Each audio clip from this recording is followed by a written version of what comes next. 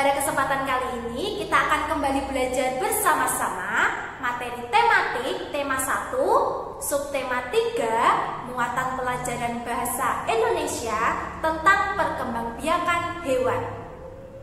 Silahkan kalian bisa menyiapkan buku BBD kalian dan alat tulisnya ya.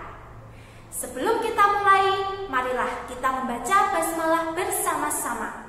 Bismillahirrahmanirrahim. Baik anak-anakku, masih ingatkah kalian tentang Quran surat Yasin ayat 36? Ya, di situ terdapat kata-kata tumbitul ard. Artinya adalah yang ditumbuhkan oleh bumi. Allah telah menciptakan manusia, hewan, dan tumbuhan.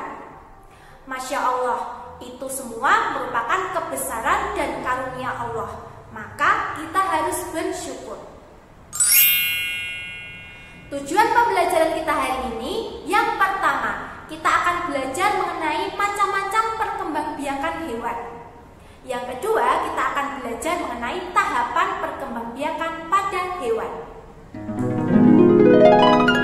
Ya, anak-anakku, di subtema 1 kita sudah belajar mengenai ciri-ciri makhluk hidup. Salah satu ciri-ciri makhluk hidup adalah berkembang biak. Apa itu Ms. Eka berkembang biak? Ya, berkembang biak adalah kemampuan makhluk hidup menghasilkan keturunan. Tujuannya adalah untuk melestarikan jenisnya agar tidak punah. Sama seperti manusia dan tumbuhan, hewan juga berkembang biak. Contohnya seperti ayam, kucing, kupu-kupu, hiu. Nah, keempat hewan ini memiliki cara perkembangbiakannya yang berbeda. Lalu Eka, apa saja ya macam-macam cara perkembangbiakan hewan? Nah, yuk kita cari tahu bersama-sama. Cara berkembang biak hewan yang pertama adalah dengan cara bertelur atau ovipar. Nah, hewan ovipar akan mengeluarkan telur. Telur inilah yang nantinya akan dierami. Nah, setelah dierami, telur itu akan menetas menjadi individu baru. Nah, kemarin di Parenting Day kalian sudah belajar ya bahwa telur itu ada dua, ada yang dierami dan ada yang untuk dikonsumsi. Yang dierami nantinya akan menetas menjadi individu baru yang untuk dikonsumsi, yang biasanya kita konsumsi sehari-hari gitu ya. Nah, contohnya ini pada ayam. Nah, ayam ini daur hidupnya dimulai dari telur ya. Telur lalu menetas menjadi anak ayam. Setelah itu tumbuh dan berkembang menjadi ayam dewasa. Nah, contoh hewan yang berkembang biak dengan cara bertelur itu adalah bebek, burung, penguin, ikan, dan yang lain sebagainya. Cara berkembang biak hewan yang kedua adalah dengan cara melahirkan atau vivipar. Nah, di mana induk ini akan mengandung. Kemudian di waktu yang tepat anak hewan ini akan keluar melalui proses melahirkan. Ya, contohnya adalah di sini kucing ya. Kucing ini termasuk hewan mamalia. Pertumbuhan kucing itu diawali dari anak kucing, lalu tumbuh dan berkembang menjadi kucing dewasa. Contoh hewan yang berkembang biak dengan cara melahirkan adalah sapi, kambing, lumba-lumba, dan hewan mamalia yang lain.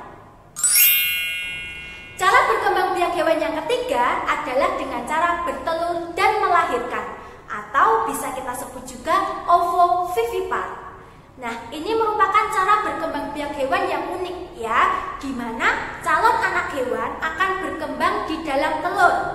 Namun telur akan tetap berada di dalam tubuh induknya. Nah, contohnya di sini adalah hiu harimau pasir. Nah, bisa kalian lihat gambar yang ada di slide ya Dek ya. Nah, di situ telur hiu harimau pasir itu tidak dikeluarkan dari tubuh induknya, melainkan tetap berada di tubuh induknya sampai menetas. Nah, setelah menetas, baru calon anak tersebut akan dilahirkan lewat tubuh induknya. Nah, beberapa hewan yang berkembang biak dengan cara ovovivipar adalah kuda laut, iguana, dan ular deri. Yang keempat adalah kupu-kupu. Berbeda dengan ayam, kucing, dan hewan ovovivipar, nah kupu-kupu ini mengalami metamorfosis. Kenapa Eka kupu-kupu itu mengalami metamorfosis? Ya karena struktur fisik kupu-kupu ini mengalami perubahan dari menetas hingga tumbuh dewasa. Daur hidup kupu-kupu termasuk ke dalam metamorfosis sempurna. Pada metamorfosis sempurna, telur menetas menjadi ulat atau larva. Nah, ulat ini berbentuk jauh berbeda dengan hewan dewasa. Untuk dari hidup kupu-kupu itu dimulai dari telur, ya. Telur menetas menjadi ulat atau larva, lalu larva menjadi pupa atau kepompong, lalu menjadi kupu-kupu dewasa. Yang kelima adalah katak. Sama seperti kupu-kupu, katak juga mengalami metamorfosis. Daur hidup katak termasuk ke dalam metamorfosis sempurna karena memiliki 4 tahapan daur hidup. Katak mengalami perubahan bentuk yang sangat berbeda, mulai dari telur menetas menjadi berudu, lalu menjadi katak muda, dan menjadi katak dewasa. Selanjutnya ada nyamuk. Sama seperti kupu-kupu dan katak, nyamuk juga mengalami metamorfosis sempurna, ya. Jadi memiliki 4 tahapan daur hidup, mulai dari telur, jentik, pupa, dan nyamuk dewasa. Nah, yang terakhir adalah belalang. Nah, belalang ini berbeda dengan kupu-kupu, katak, dan nyamuk. Belalang tidak mengalami fase kepompong atau fase pupa, ya. Bentuk nimfa belalang itu dengan belalang dewasa itu tidak banyak perbedaan, ya. Oleh karena itu disebut sebagai metamorfosis tidak sempurna. Daur hidup belalang itu dimulai dari telur, ya. Telur lalu menetas menjadi nimfa dan menjadi belalang dewasa atau imago. Baik anak-anakku, silakan kalian buka buku BBT kalian halaman 45 di lembar aktivitas siswa. Ya, di situ nanti kalian diminta untuk mewarnai gambar metamorfosis kupu-kupu.